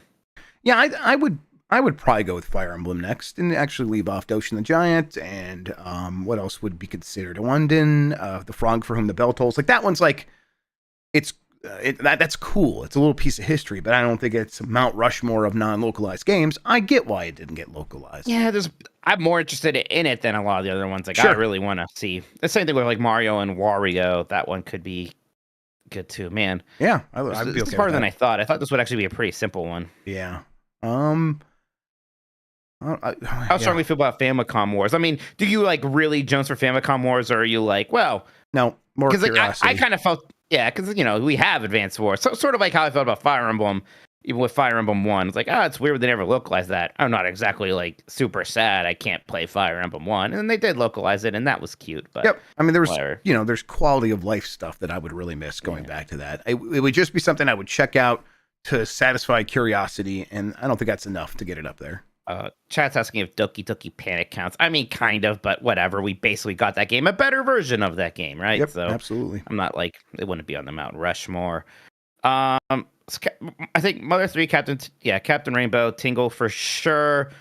The fourth one for me, the ones that I consider, Jeff, for this fourth slot would be Mario and Wario, Doshin the Giant, Genealogy of the Holy Wars, and then like I would maybe consider Frog, but I think you threw that out. So those 3, I think, unless you think that's wrong. No, that sounds right to me. There's others that are like, oh yeah, I like Kerwin, but no, you're right. We basically play that. Someone's shouting out, the first Animal Crossing was a 64 game, and look, but yeah, the GameCube version we got is basically just that game. Port of that. It's that game. So yes, whatever. Mario and Wario. The more I look at that one, that one was such an interesting one. It's a Mario game. It's a Mario game that exactly. I guess chat likes Doshin though, and I do like Doshin. You're right. They talked about Doshin a lot. Man. I mean, I'm okay with Doshin. Like, yeah, listen, none of these other ones are up here for sure. Although I would be hard maybe to drop something for Mario and Wario at this point, for me personally. Yeah. Doshin the Giant maybe does like fit in with this list. Actually, I don't know. Do we get rid of Captain Rainbow for Mario and Wario instead? I can live with that if that's what you want to do. I'll leave that up to you because I'm okay with either one. Let's say Doshin Giant is now a lock. Okay, I like it. Fantastic. And let's really figure out if we don't want Mario and Wario on here, because I don't. Does the fact that Tingle got a UK release, does that hurt the whole aspect of it for you at all? The fact that it's in English, maybe a little bit. Yeah, I mean, I guess so. Not that like Mario and Wario needs much translating to be able to play. Yeah. I don't know. Maybe we just make it like this. I mean, I think this list looks. It's the one where I'm like, if I want to go and tell people about non-localized Nintendo games, if I'm like in one of my moods, I'm like, why are you fuckers not playing these games? Go get some ROMs, go get an emulator and play this. These 4 games would come up probably before anything else. Right. And Doshin Giant also had a UK release too, so that's right. Yeah, maybe we lock it with these 4. Okay. All right then. Let me move some stuff around here real quick. Yeah, so I'll read it. The Mount Rushmore of non-localized Nintendo games is Mother 3, Captain Rainbow, Tingles, Rosie, Rupee Land, and Doshin the Giant. Fantastic. Not bad. Lots of other interesting games on there. Pokemon Trading Card Game 2, Kurikurin, Mario and Wario, the Starfies, the Fire Emblems, the Famicom Wars, Frog, Ring the Bell. So how do you say that the not elite beat agents? Owenden? Owenden? Yeah, something like that. Owenden? Yeah, something along those lines. Yeah, I should play those because it basically is just more elite beat agents. I've tried it a couple times. It's fun. It's it's not those covers of American pop songs. Yeah, so I do kind of like that aspect. Yeah, that's a huge part of it for me, for sure. All right, I am posting this. I'm skeeting it now. I think that does it for that segment. Should we take one more break and then catch up on Super Chats, Mike? Oops. Yeah, we'll talk about what we've been playing. One more break. Let's do it. Thank you, everybody. Be right back. Cool. Got more juice out of that than I was expecting. Yeah, that was fun. Yeah, that was a good one. It's pretty good. Hey, all right. We're talking about. Yeah, now we talk about AC on Thursday. Assassin's Creed. Oh yeah, for sure. Yeah, that's on any Nintendo thing. Yeah, I was thinking maybe it's on the cloud. You know how it is. No, I think they do that anymore. All right, and also, ready? Yeah, we're ready. Get back to it. All right. Oh, let me get. Well, I'll leave up the picture for a little bit. All right, go ahead. And we're back. Jeff, I really am jealous that you're playing Mother 3. I think I need to get one of those Ambernick SPs, just like as my Mother 3 device for some reason. I just like that idea. Even though I could just... I haven't installed cores or anything on my Analog Pocket. Maybe I should just do that. I already have that nice thing. That's true. And that is a good place to play it. So maybe you should just do that. But... Dan has bought like a bunch of those SPs to just give out randomly as gifts, and I think you've been a good boy. He should just give you one. I even asked him about that at one point. Yeah, maybe I should reach out to Dan. And the reason I say that, one of the reasons I say that is, if you get one of those Ambernick SPs, I would recommend upgrading the OS to the MU-OS, which Dan has done. And when he buys these things, he just flashes his card and just puts it in those other devices, so they have all the same stuff as his.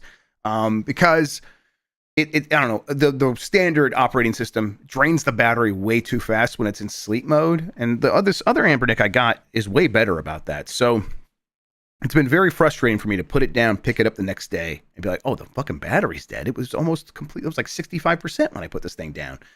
So that's really annoying.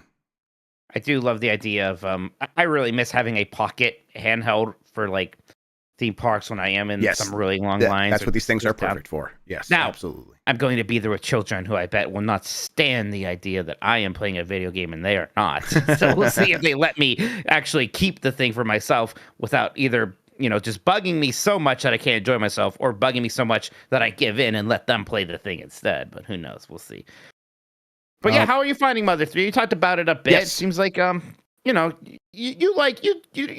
totally dismissive of JRPGs. No. You do like some of them. I want to like liking. Yeah, I want to like JRPGs. It was always this like, we were talking about Illusion of Gaia earlier. I'm like, man, I remember seeing that on the shelf at Blockbuster and being like, that is exactly what I associate that game with. Was I would always see it there. I was like, and back then I was like, this looks kind of neat, but I haven't really heard that much about it, so I don't know if I'm going to take a risk. I'm just like, I was a coward. These things look like grand adventures, and I've had some fun with JRPGs, and mostly it's just my attention span. It's a me problem usually.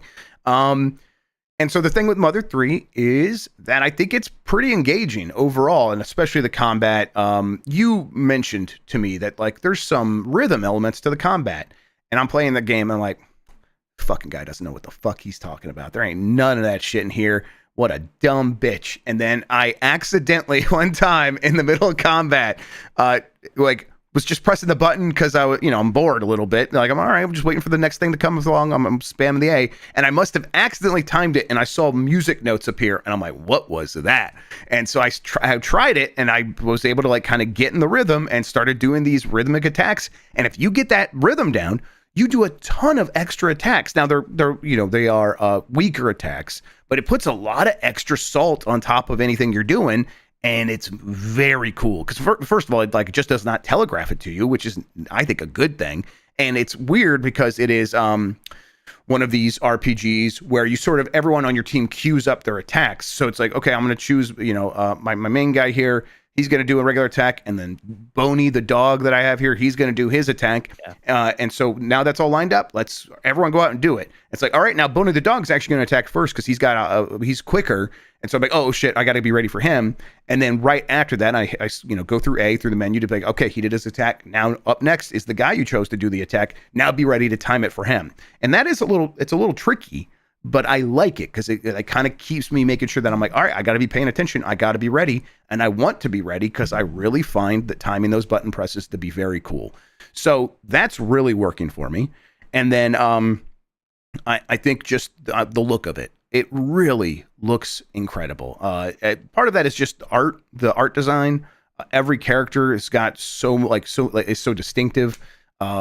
And I'm just like, okay. So whenever I see them, I'm like, I instantly recognize them. I knew what they were up to before. They're doing something else now. I'm like, it feels like a little cartoon village, at least so far. I haven't gone much past the starting area yet. And then there's moments where it's raining, and if you go inside a building, it's like this little 2D game, but they still render the sound of rain hitting the top of the building. I don't know. It's immersive for this little 2D sprite-based game in a way that I just haven't seen much of before, especially from that time. So it just feels like this special little gem, and I really get why people fall in love with Earthbound. I really understand it now because it's just there's so much character to everything. Has the music left an impression on you yet? A little bit, not a ton yet. Again, I'm in the early starting area, but it's been good so far, definitely. Yeah, I definitely need to get on this. I've said it a bunch here, but I love Earthbound now, right? Like for so long, I was always a little like cute or even dismissive about Earthbound. Now I am fully on board with Earthbound as a absolute treasure of a game, and I bet I will love Mother 3 just as much. Who knows, maybe even more. So yeah, totally something I need to do. I beat Donkey Kong 94 again. I played through that finally on NSO. God, that game is so good, Jeff. I mean, we talk about it all the time, but God. Just give me a platformer with that move set every time, and I'll be happy. And I always forget, like, the last world, it kind of... So, it starts off just being Donkey Kong, and then you have all this stuff in the middle. It's a bit different, but similar. But at the end, it is just, like, Donkey Kong levels again. Like, they made new ones, and then you have this big, awesome final boss fight at the end. That's actually great. Man. And, like, the whole thing is, like, the ending is also kind of, like, goes directly into Super Mario Brothers. It's, like, the origin story of Super Mario. What a cool game, man. It's been a while since I've actually beaten that game. I should do that again. It was so fun. Like, I honestly could just, like, not stop. I just love playing Donkey Kong 94. It's so good. There's 8 worlds. There's a ton of levels, but the ramp up feels great. It never gets, like towards the end, levels are starting to get just difficult enough where it's taxing, but you're like, okay, but I'm almost at the end. So it's fine. If it did that for too long, maybe a bit too much. But nope, it's fantastic. Also beat all of, like, the first course Picross levels, and now there's the star course, whatever. So right. So, really enjoying Mario Picross, but I took a break to check out Xenoblade Chronicles X, which, only a couple hours in. So far, it's a Xenoblade game. They're doing a lot of the story setup. I'm doing the Xenoblade combat and whatnot. I like there's a bit more sci-fi dressing in this than even in the other games, which does have a good amount of that. This one feels extra sci-fi in ways that I hope I will like. I'm curious to really get into the flow of the game and see just how it differs, because it already is different, because you make a character, you're a silent protagonist, which is very different from the very talky, very protagonist-forward games that the numbered ones are. You have amnesia, so that's fun. Right. Of course. It sounds like I'm not even going to get into a giant mech until much later. Yeah, how's that like information treating you? Because I find that very discouraging, but I'm not even playing this game. Yeah, I mean, look, we'll see. There's a part of me that's like, well, that seems like the cool thing from the box and whatnot. Right. But maybe it would just be a nice treat at the end of something that's already good. Sure. Yeah, it's funny is there's a part of me that's like, oh, I wonder just how, because people are like, oh, this game's a bit different. Ooh, how different is it going to be? It's so far, maybe my takeaway is, this is a lot more like Xenoblade Chronicles 1 than I was expecting. Okay, because my expectation also is, this is the game that is like so different that it maybe I'll have a completely different opinion about it, but that's okay. That's good to hear. It's a lot like Xenoblade Chronicles 1 so far. So yeah, I want to get further and see what the loop is and all that jazz. The music's great. Music is always very, very good in these games. They always nail it with that for sure. So I'm going to keep playing. I'll come back next time and have maybe a more interesting take on this Chronicles X. I want to play more. I did stop playing Tales of Grace's F when I was pretty far into it to play those NSO games. And at some point, I do want to beat that. I hate nothing more, Jeff, than playing like 75% of a game and not beating it. That's the worst feeling in the world. I know a lot of people are like, stop playing the game if you're not that interested anymore. In some ways, fuck yeah, I'm kind of not that interested anymore in Tales of Grace F. It's fine, but I kind of want to finish it at this point. If you were like, I have to do that. 25% in and you fell off, do you feel the same way, or is it just no? That's okay. If the ending was within grasp, okay. I stopped playing Tales of Arise at 50% in, and that only bothers me a little bit. Right, okay. No, I understand. I get that. Yeah, Mike, so you could see the ending. Yeah. I stop playing games when I'm on the last boss sometimes, and I never touch it. That's sick. That's disgusting. That makes me want to throw up. Be imprisoned. But yeah, that's that, Jeff. Look at that. That was more of a show than I was expecting. We talked about Nintendo for a good amount today. Yeah, I mean, and next week we'll know everything there is to know about the Switch 2. Right. But before we talk about next week, we do have a few more super chats, I think. Yeah, I think that's right. Let me go through here. There's quite a few more. All right, let's see here. Antonioni says Mario Artist series for 64DD. Has an incredible OST. It's a WarioWare prototype, WarioWare prototype is here, and origin of Mii's and KK Slider music. Man, I've never touched this. I want to look at these. I want to actually spend some time with that. We should do 64DD stuff on Giant Bomb as well. I mean, it's so weird because I never even considered we were getting it, because I think pretty early on it seemed like we were not getting the DD. Right? Yes, yeah, it became pretty clear. Like, it felt like a long period of time there, but it was like 6 months, and then it's like, no, that thing's not coming out. All right. Postman Dan says, I know we got a gimmick special edition worldwide, but I need a legit NES NTSC cart. On a bit of a gimmick kick, met the composer at MagFest this year. To really play gimmick, and then they made a gimmick too, and it's one of those like retro sequels where it just looks like the NES game. So I definitely got to get on the gimmick train. Yeah, same. Mikey O'Leary says, folks, don't take up running. You learn terrible things about yourself and you go broke. I need to buy a $175 stability shoe because my feet are bad. Oh no. Yeah, I mean, running just seems like it just destroys your body. Yeah, it's like, look, it's healthy to do activity, and I bet for a lot of people running is good for you, but that is a lot of stress to put on your ankles, right? Yeah. And your legs, right? That is a lot. Like, those things wear and tear, right? It's just like, how your mouse only has so many clicks in it before it's got to go away? Yep. Ankles are kind of Ankles are good for about 10,000 clicks. Yeah. So maybe we should all get rowing machines is what I'm saying. I think everyone should just play DDR. Elliptical's good too, yes. Elliptical, yeah, for sure. Less impact. Just play DDR in your socks, everybody. Screaming Madden says, watched some of GB Kids' video of Star Fox Assault, and nobody told me Mike voiced Slippy in that game. I think that's unfair. Man, watching him play Star Fox Assault, I am always baffled by first off, a lot of people don't know that game exists. They think the only GameCube Star Fox game is Dinosaur Planet or Star Fox Adventure. Yep. And then if they do remember Assault, they're kind of dismissive of it because they just associate with those third person sections. But man, I think that's the closest we ever got to a Star Fox 64 2. And in a lot of ways, it's very good at being that. It's a very pretty game still. So yeah, Star Fox Assault doesn't get nearly as much respect. I'm always happy to see Sean repping it and shouting it out. Yep, that was very cool to see. Nacho Eclair says, can we get a big shout out to the social media and marketing teams that are taking charge of the Assassin's Creed Twitter account? Yeah, listen, I think I pointed out on Blue Sky, it's like, of course they have data saying like, do this because it's going to work out for you monetarily speaking. Like people are going to be in favor of this, so you have the permission to do it. But someone pointed out, like a lot of companies probably have that data and still aren't like putting themselves in the crosshairs. So yeah, you know what? Good for the people running those accounts, like unequivocally. That's completely fine with me. For people who are wondering, Elon Musk was tweeting, Hassan's being paid to play Assassin's Creed. He's a sellout or whatever he said.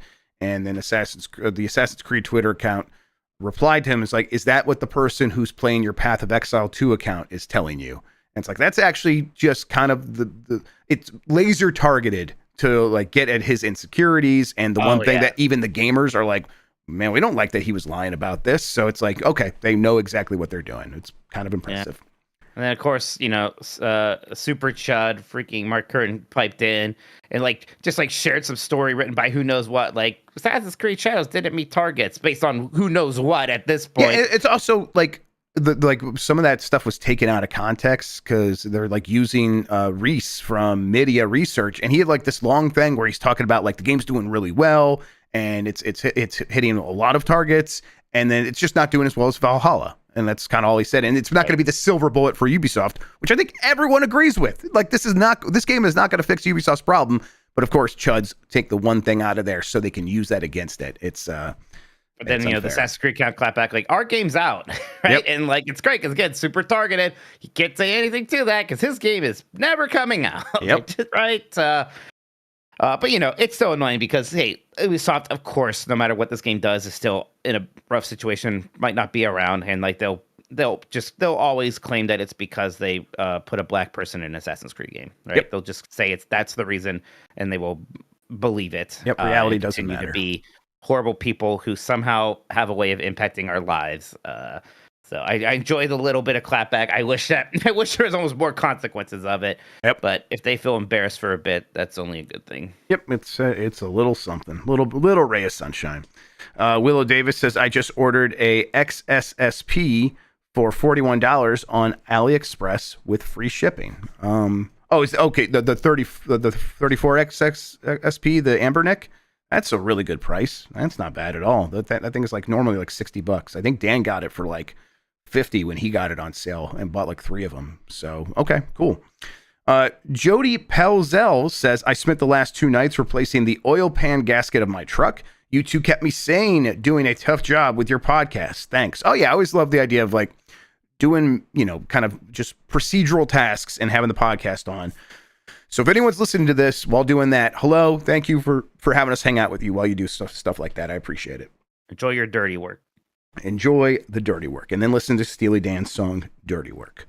And then watch the Norm Macdonald movie, Dirty Work. Nintenderic says, it makes me happy that none of the Ace Attorney games are eligible for your list of non-localized games anymore. Switch has been great for Ace Attorney fans. Yeah, it is wild. It is neat. I still have to play a couple of those to get fully caught up. That's something I need to do soon. But yeah, I am glad that we just have all of those games localized. I remember when we didn't even get Phoenix Wright versus Professor Layton for a little bit there. Yeah, we got the great Ace Attorney games. We got Miles Edgeworth 2, and it seems like that will never be a problem in the future. We are still expecting them to announce a new Ace Attorney game here now, especially since they have done bundles of all the other ones at this point.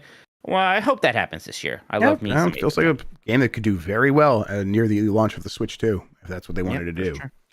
All right, Mike. Does it mean the Mount Rushmore is subject to change if one of those games gets localized? That's right. All right. It's a Mount Rushmore made of clay, something like that. Exactly. Malleable. Exactly. It's only a paper Mount Rushmore. all done with the super chats. Thank you, everybody. That was a lot of support. We really appreciate it. I know everyone's excited about Nintendo stuff right now, so stick with us for these shows going forward for the next couple of months. Yeah, and again, programming note, next week we are going to do the show on Wednesday, a day later, so that we can talk about the Switch 2 Direct and maybe the Switch 1 Direct. We might have a lot to talk about next time. Might not even have, our bonus game. Might be just so busy talking about all of the Switch 2 news. It's very exciting. We're getting there, Jeff. It's all coming together somehow finally. Boy, I really am excited. I can't wait. Me too. Same here. Anything else that we need to do, or should I hit you with Cruise and Blast? You can play Cruise and Blast. Uh-huh. Oh, wait. No, wait. It's not playing. I muted everything. Let me fix that. There we go. Yep. Are we going to see Cruise and Blast too, Jeff? We better. Holy shit, that would rule. Yeah. Or that Raw Thrills Hydro Thunder honestly, that might happen. Yeah, that'd be cool. That might be on Switch right now. Actually, it could be. I have no idea. If it is, I'm going to play it. What's it called? Do you remember? No. Hydro Blast. Is it Road Hydro Blast? I don't know. It's something very similar. Cool. It should be named that if it's not. Even the boosts look exactly the same as the Hydro Thunder. And it's what everyone wants. Just make it. Yeah. Raw Thrills is great. No one cares. Yeah. I like Raw Thrills, and I like what they are doing. Good for them. But yeah, Jeff, tomorrow your bite begins again. Finally, time for you to play a bad video game. Yeah, I've gotten away. I've skated by for too long. So finally, I will be punished once again. Programming note that we're starting earlier, right? Yep, 1 p.m. tomorrow, Eastern time. Bye, everybody. All right, see you then. Cruising style.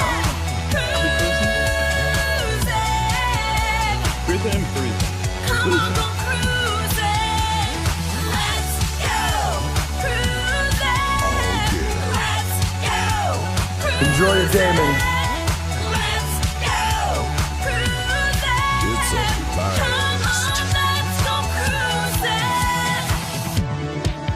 A lot of chords going into slots.